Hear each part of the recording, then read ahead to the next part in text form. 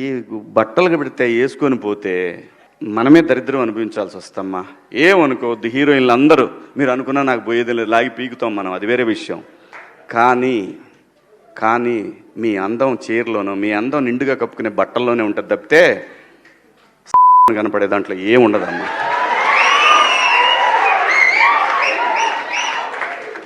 అవి వేసుకున్నంత మాత్రాన చాలామంది చూసినప్పుడు నవ్వుతూ అంటారు, కానీ దేద్రముండ ఎలాంటి బట్టలు ఎందుకు వేసుకుని కాస్త మంచి వేసుకోవచ్చుగా, బాగుంటావు కదా అనాలనిపిస్తుంది లోపల. అనలేము. అంటే మళ్ళీ స్త్రీ స్వాతంత్రం లేదా స్వేచ్ఛ లేదు.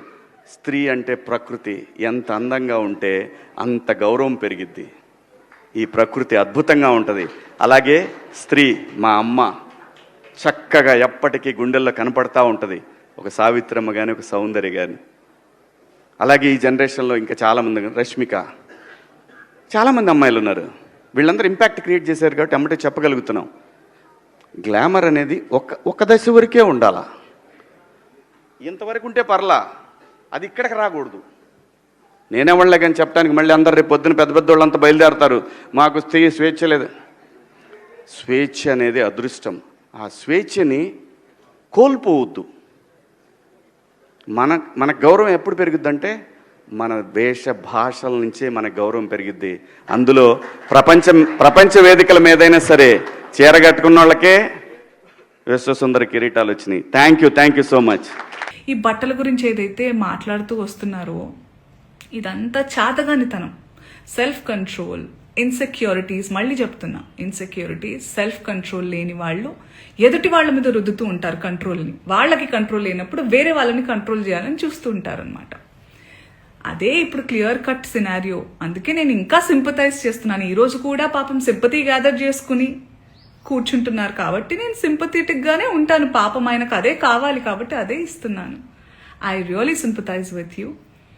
నేనెందుకు అందులో లాగాను, మిమ్మల్ని ఏమన్నా అన్నానా అంటే నేను కూడా హీరోయిన్నే, నేను కూడా ఫీమేల్ లీడ్ క్యారెక్టర్స్ 1-2 చేశాను. మీరు హీరోయిన్ అని అంటున్న సందర్భాల్లో ఆడవాళ్ళు ఇలా బట్టలు వేసుకోవాలి ఇక్కడ దాకా ఓకే సార్, మిమ్మల్ని నేను చెప్తున్నానా మీరు ఈ బట్టలు వేసుకోమని? ఎవరైనా ఆ హీరోయిన్లన్నా మీతో అంటున్నారా? నేను పర్సనల్గా చెప్తున్నాను, చాలా మంది హీరోయిన్స్ నన్ను అప్రిషియేట్ చేస్తారు because of the voice I have. And ఆ బలంతో నెగటివ్గా అయితే ఇప్పుడు నేను ఉపయోగించుకోలేదు. ఆ బలాన్ని పాజిటివ్గానే ఇలాంటి సందర్భంలో చెప్తున్నా.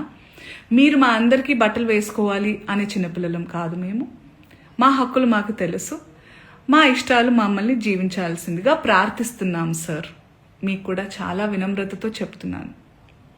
మీరు నన్ను లాగలేదు, కానీ కలెక్టివ్గా లాగారు. నేను ఒక ఆడదాన్ని, నేను గ్లామరస్గా అందంగా ఉండాలనుకునేదాన్ని, నాకు ఇష్టమైనట్టుగా నచ్చినట్టుగా బట్టలు వేసుకోవాలనుకుని చాలా మంది ఫీమేల్ యాక్టర్స్ లాగే నేను కూడా ఉన్నాను. కాబట్టి నా ఒపీనియన్ అడిగినప్పుడు నేను చెప్పాను సార్. ఒకసారి ఆలోచించండి, మా అమ్మాయిలుగా భావించి చెబుతున్నా, తండ్రి అని లాంటి వాడు చెప్పాలి కాబట్టి. అందమైనటువంటి అవయవాలు పొందిగ్గా బిగువుగా కనపడుతుంటే కుర్రాడు ఎవడన్నా ఊరుకోగలడండి? అక్కడి నుంచి వాడు కూడా పడ్డాడు, వీడు ఏదో అన్నాడు, ఎందుకు చేయడు? అసలు మనం ఎందుకు ప్రదర్శించాలి? నా హక్కు అంటే ఏం చెబుతారమ్మా, అది వాడి హక్కు. అన్యాయానికి హక్కు ఉంటుందా? మనమేమో శుభ్రంగా అవయవాలు విప్పుకుని ఇష్టం వచ్చినట్టు తిరుగుతూ, పైగా ఇక్కడ మంచి ఈ ఖాళీలు కనపడేలాగా ఇంకాస్త కటింగులు చేయించుకుని ఇల్లాళ్ళండి, పెళ్ళైన వాళ్ళు, వీళ్ళ దుంపదగా పెళ్ళైన వాళ్ళు, 40 ఏళ్ల వాళ్ళు, ముందేమో పావు కటింగ్, వెనకాల అర కటింగ్. ఎవరికి ప్రదర్శనలు? అందుకని దాని మీదే ఏదో పూర్వం ఏదో పైట లాగితే ఏదో అనేవారు. ఇప్పుడు లాగడానికి బయట ఎక్కడుంది? పైట ఎక్కడుండే పై కిజనుచుండే పడుచు వాడి గుండె పగులుచుండే. మరి కుర్రాడు వాడికి నిండా 20 ఏళ్ళు లేవు, వాడు సినిమాలు చూస్తున్నాడు, టీవీలు చూస్తున్నాడు, వాడి హృదయం పెద్ద శ్రీరామచంద్రమూర్తిలా వశిష్ఠ మహర్షిలా ఆలోచించాలంటే వాడి వల్ల అవుతుందండి? సమాజాన్ని మనం దృష్టిలో పెట్టుకుని మన పద్ధతి మనం మార్చుకోవద్దా? ఈ మాట ఎవరన్నా చెబితే నేరస్తులా? మీ మీద పడి కరిచేయడం ఆడవాళ్ళు. నన్ను గర్వణ చూస్తాను నేను? ఆలోచన చేయాలి. కనీసం ఏం చేస్తున్నాము, ఎలా బతుకుతున్నాము, సమాజం ఎలా ఉంది, దాన్ని బట్టి తీసుకోవాల్సిన జాగ్రత్తలు. అతి ప్రాచీనమైన వాదన ఎంత తప్పు, ఈ అతి నవీనమైన వాదన కూడా అంతే తప్పు. అసలు మన భారతీయ సంస్కృతి సమన్వయ సంస్కృతి. మంచి చెడ్డ ఏమిటో గీత గీసి విచక్షణ చేసి తెలుసుకోవాలి మనం. ఒక చిన్న గీత ఉంటుందని, చాలా స్వల్పమైన రేఖ లాంటిది, శృంగారానికి అశ్లీలానికి మధ్యలో. ఆ గీత చెరిగిపోతే అశ్లీలం అయిపోతుంది. గీత ఉండాలి కదని ఇక్కడ ఓ బండ పెద్ద చైనా గోడ ఒకటి కట్టేసి శృంగారం మాట్లాడద్దంలో అంతకంటే మూర్ఖత్వం. అది మాట్లాడాలి, తప్పదు. దాన్ని సున్నితంగా సరదాగా అందుకోవాలి. శ్రావణ మాసంలో శనగలు మూటగట్టి దాచుకున్నట్టుగా వధూమణి కన్య తన కోరికలను దాచుకోవాలి. అలాగా పెళ్ళయిన తర్వాత శోభనం వేళ ఆ పెళ్లి కొడుకు ముందు విప్పాలి ఈ కోరికల మూట. అప్పుడు సరదాగా సరాగమయంగా సరిగమ బదనిసా అన్నట్టుగా సంసారం సాగుతుంది.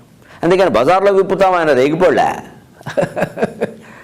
అది ఆ అతి కాకుండా ఆ రతి సౌఖ్యం అనేది నిజంగా పొందాలి అంటే పైట ఎక్కడుండే పైకి జనుచుండే పడుచు వాడి గుండె పగులుచుండే చీర కట్టుకొండు క్షేమముగా నుండు కూడబడకయుండు కుర్రదండు అని ఒక అవధానంలో చెప్పాను నేను. చీర కట్టుకోండి శుభ్రంగా. ఎందుకు కూడబడతారండి?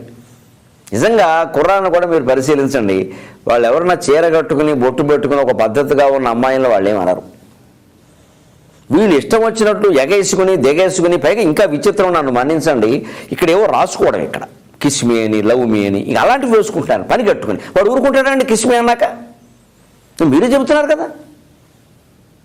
అప్పుడు మళ్ళీ నాకు ఇష్టమైన వాడు అంటే అయితే కిస్మి కింద బోర్డు పెట్టాను, నాకు ఇష్టమైతేనే రానోడు కూడా బోర్డు పెడితే సరిపోతుంది. ఇది సాధ్యమేనా? అసలు ఆ టీషర్ట్లు ఏమిటి, వాటి మీద ఆ నినాదాలు ఏమిటి? ఏమైనా మనమతులు జెండాలా ఇవి? ఈ దౌర్భాగ్యం తప్పితే తప్ప అనేక రకాలుగా జరుగుతున్నటువంటి మనం అశ్లీలాలు, అత్యాచారాలు, అఘోరాలు అవి తగ్గమండి. ఎన్ని వాదనలు చేయండి, అవి జరిగేది కాదు. ఎవరు మనిషికో పోలీసుని పెడతారండి? సాధ్యమా? పోలీసులను కూడా వ్యామోహ పెట్టే దశలో ఉన్నాయి వీళ్ళ వేషాలు.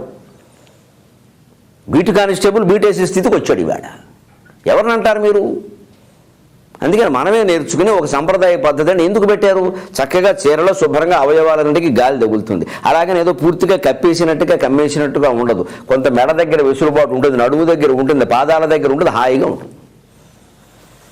అనేక రకాల సౌకర్యం ఇంకా వివరాల్లోకి వెడితే బాగుండదు. కానీ మన వేషం మన వేషమే, భారతీయమైన వేషం, అందున తెలుగు వేషం ఋషులు ఏర్పాటు చేసిన సంప్రదాయం అది. దాన్ని కాపాడుకోవాలి మనం. పైట ఎక్కడుండే పైకి జనుచుండే పడుచు వాడి గుండె పగులుచుండే చీర కట్టుకొండు క్షేమముగా నుండు కూడబడకయుండు కుర్రదండు. ఆ కుర్రదండు కూడా పడకుండా ఉండాలి అంటే జాగ్రత్త పడాలి. ఇక్కడ ఒక్క అనుమానానికి నేను సమాధానం చెబుతాను. ఏమండి, పూర్వకాలం కూడా అత్యాచారాలు జరిగాయి కదా. ద్రౌపదిని గురించి సైంధవుడు ప్రయత్నం చేశాడు. అదే ద్రౌపది గురించి కీచకుడు నానాయాతన పెట్టాడు. వాడు పడ్డాడు, ఈవిని పెట్టాడు.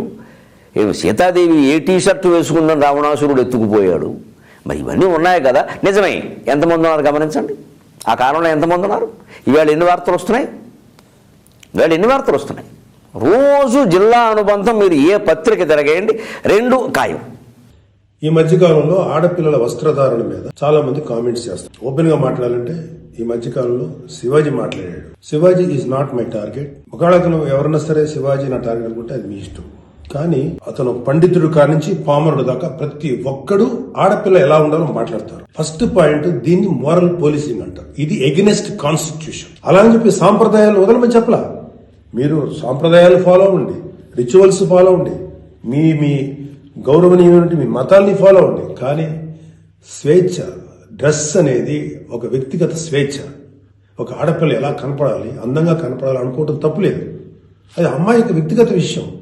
ఈ చాదస్తపు మెంటాలిటీ ఉన్నటువంటి మగ పేదవులకి, ఇలాంటి ఆలోచించే సన్నాసులకి, అలాగే ఇలాగా దాన్ని సపోర్ట్ చేసే పిచ్చి వాళ్ళు ఆడవాళ్ళు, ఆ మగవాళ్ళ యొక్క అణిచివేతకు గురైతున్న ఆడవాళ్ళు మాట్లాడే మాటలకి మీరు ఎదురించి మాట్లాడమ్మా.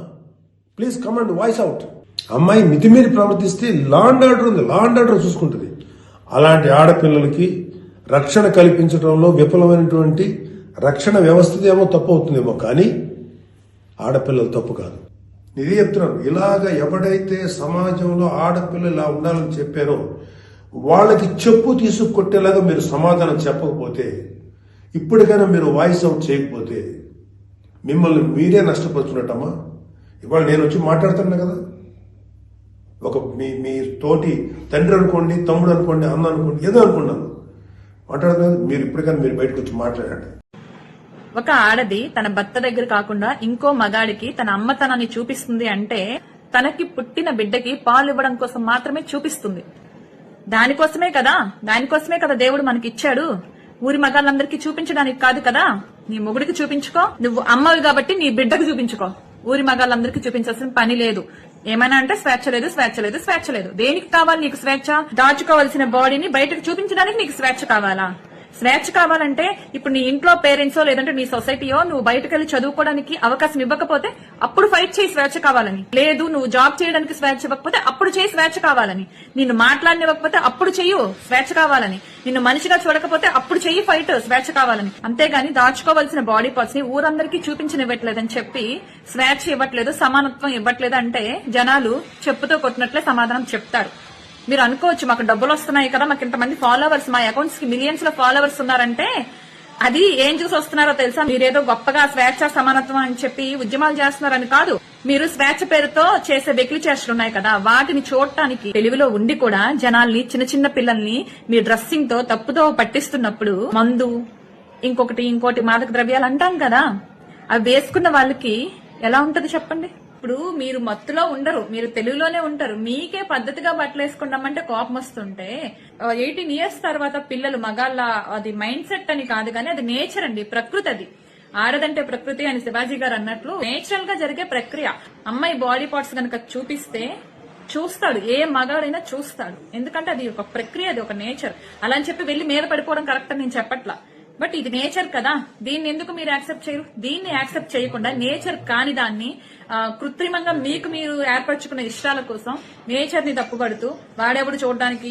ఎవరో ఒక ఆవిడ చెప్పారులేండి, మీ బీరువాల్లో బంగారాలు డబ్బులు ఉంటాయి, మీరు ఎందుకు తాళాలు వేస్తున్నారు? తాళాలు వేసుకుంటున్నారు కదా సేఫ్టీగా ఉండాలని. మరి మీ బీరువాల్లో ఉండే డబ్బుకి బంగారానికి ఉన్న వాల్యూ మీ బాడీకి, మీ శరీర భాగాలకి లేదా? అంటే మీకు డబ్బు మీద ఉన్న వ్యామోహం, బంగారం మీద ఉన్న వ్యామోహం మీ శరీరం మీద లేదు. నలుగురు మగాళ్ళు మీ శరీరాన్ని చూస్తే మీకు ఏమొస్తుంది ఒక్కసారి చెప్పండి. దీనికి ఆన్సర్ మీరు చెప్పండి, ఏమొస్తుంది?